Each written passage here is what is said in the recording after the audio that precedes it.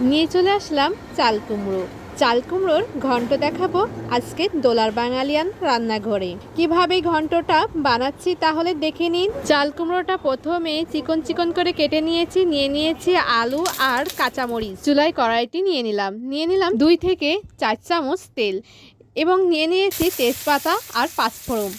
তারপর নিয়ে নিয়েছি ওই আলু আর কাঁচামরিচ নিয়ে সুন্দরভাবে নাড়াচাড়া করে নিতে হবে এবং ভেজে নিতে হবে। নিরামিষভাবে সব তরকারি ভালো লাগে, কিন্তু এই চাল কুমড়োর ঘন্টটা একদম অসাধারণ লাগে মুগ ডাল দিয়ে।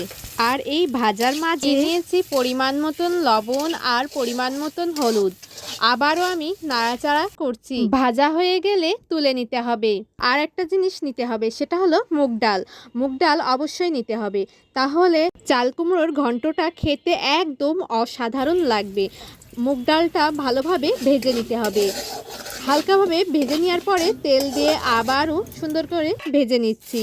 যখন ভাজা হয়ে যাবে, ওই যে ভাজা করা আলু আর কাঁচামরিচটা ঢেলে নিয়ে আবারও নাড়াচাড়া করে কুচি করে রাখা চাল কুমড়োটা দিয়ে আবার নাড়াচাড়া করে কষিয়ে নিচ্ছি। নিয়ে নিচ্ছি স্বাদ মতন লবণ আর পরিমাণ মতন হলুদ।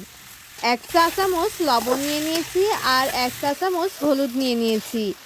একটু নাড়াচাড়া করার পর সিদ্ধ করতে হবে। সিদ্ধ করার জন্য ঢাকনা দিয়ে ঢেকে দিলাম 10 মিনিট।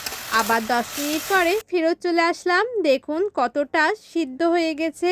আর একটা জিনিস নিতে হবে, ময়দা গোলাটা নিলে একটু মাখো মাখো হবে। এবং নিয়ে নিচ্ছি জিরা ভাজা বাটা। দেখুন কতটা সুন্দর নিরামিষভাবে চাল কুমড়োর ঘন্টটা করে নিলাম। লাইক, কমেন্ট, শেয়ার অবশ্যই কিন্তু করবেন।